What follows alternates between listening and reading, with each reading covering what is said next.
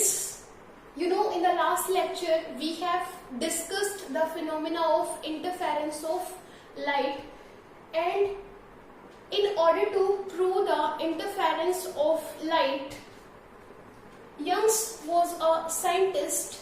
In 1802 he demonstrated an experiment in order to prove in order to demonstrate the phenomena of interference of light.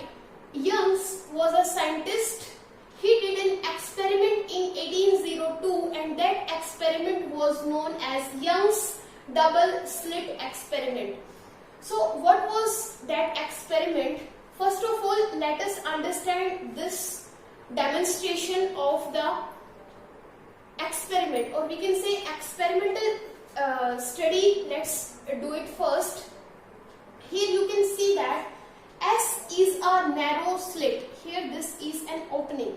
So S is a narrow slit which is illuminated by a monochromatic source of light. Monochromatic source of light. Here some monochromatic source of light is present, and that monochromatic source of light illuminated this slit, and from this slit which has a width of about 1 mm, through this slit wavefronts would travel. Here you can see that I have drawn semicircle, solid semicircle as well as dotted semicircles. These are the students' wavefront which would travel in the forward direction. These solid lines or solid semicircles represents crust. These represents crust, and these dotted line represents trough. And from this slit, at a distance of 10 cm from this slit, there are two slits A and B which are parallel to S and at a distance of 10 cm from S.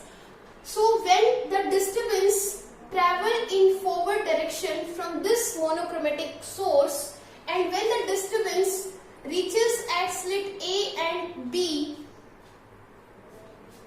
these points will act as source of new disturbance, and from these slits secondary wavelets would travel in the forward direction, and from the slit A and B at a distance of 2 meters, almost 2 meters from these two slits, a screen is placed, and parallel screen is placed at a distance of 2 meters from the slits A and B. S was a slit, narrow slit, which was illuminated by a monochromatic source of light. There are two slits A and B which are at a distance of 10 cm from this narrow slit S, and from A and B at a distance of 2 meters there is one screen is placed.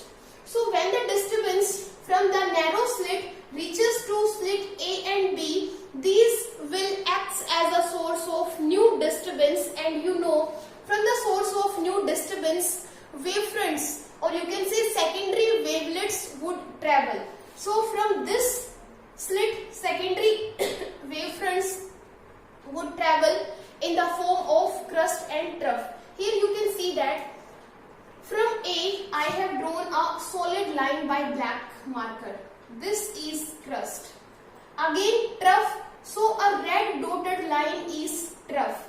Again a black line, solid line, crust. Again red line, dotted line, trough. Crust, trough की form में wavefront or secondary wavelets would propagate in the forward direction. In the same way, secondary source of disturbance, or you can say new source of disturbance, from the new source of disturbance B, secondary wavelets would travel again in the form of crust and trough. Here I have drawn half semicircle with black color color. So black color represents the crust and red dotted color represents the trough. So from the two slits, secondary wavelets would travel in the form of crust and trough. And here on this screen, this is a bright fringe,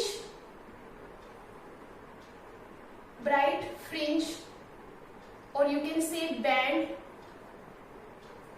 bright fringe or band. This is a dark fringe, this is again a bright fringe, this is again a dark fringe कह लो या band कह लो, again bright fringe.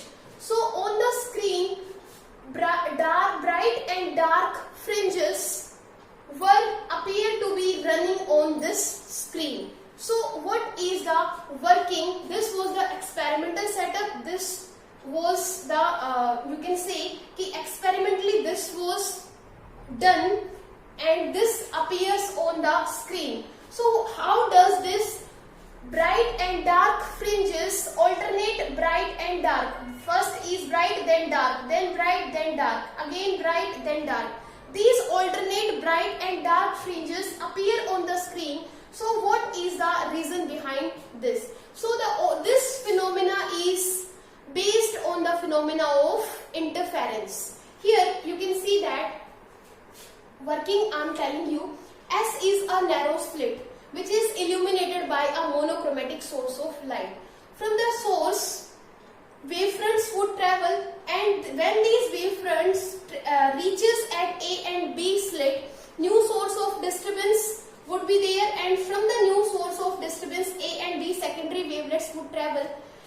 These wavefronts, the wavefronts traveling from A and B have same frequency, same amplitude, same wavelength and zero phase difference would travel in the forward direction, and the waves which have same frequency, same amplitude, same wavelength and zero phase difference are known as coherent waves.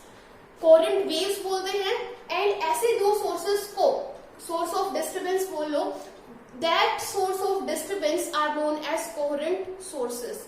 So coherent waves would travel in the forward direction, and such waves superimpose on each other and a resultant wave would be produced. So here you can see that when the wavefronts from A and B or secondary wavelets from A and B traveled in forward direction, there are some points. Here there are some dots and crosses.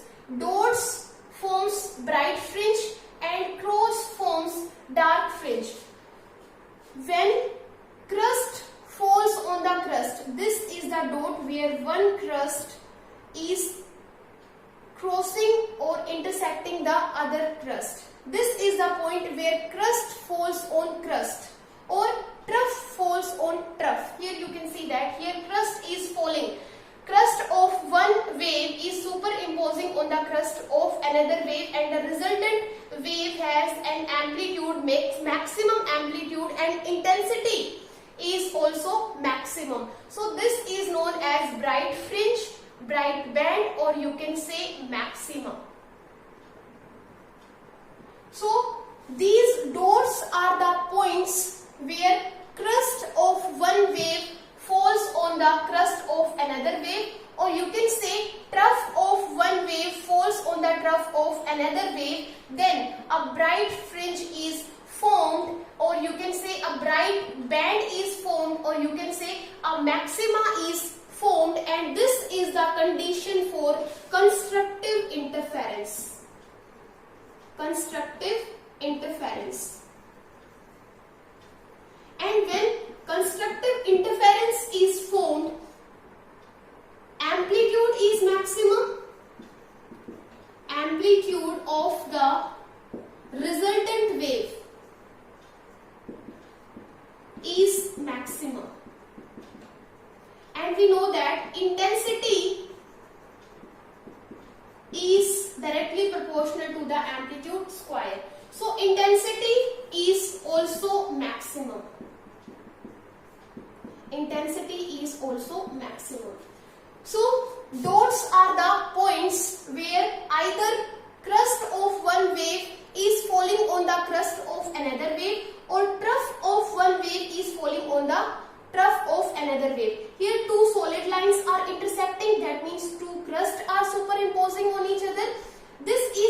another dot where two dotted line, red dotted line, that means trough are superimposing on each other. Here again crust, again trough, again crust, again trough, again crust. That means here two crusts are superimposing, two troughs are superimposing, two crusts are superimposing, two troughs are superimposing. So either crust superimpose on each other or trough superimpose on each other.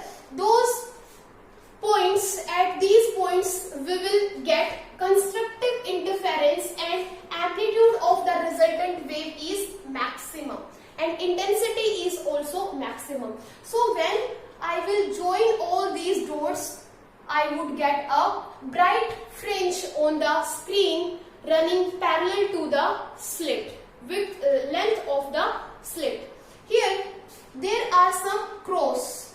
Cross are the positions where crust of one wave is falling on the trough of another wave. Here you can see that this solid line is crust and this dotted line is trough. So crust and trough are falling on each other. So a cross is formed here, or this position is shown by a cross, which shows that at this point destructive interference is formed and amplitude of the resultant wave is minimum and intensity is also minimum. So this is the condition for minima or a dark fringe. This is known as dark fringe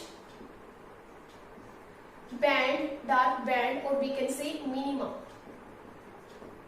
So dark fringe is formed when a crust falls on trough or a trough falls on crust.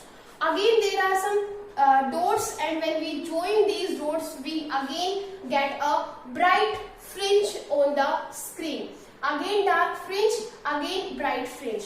So bright fringe represents superimposition of crust of one wave on the crust of another wave. Dark fringe shows that superimposition of crust of one wave on the trough of another wave, and here amplitude and intensity of the resultant wave are minimum.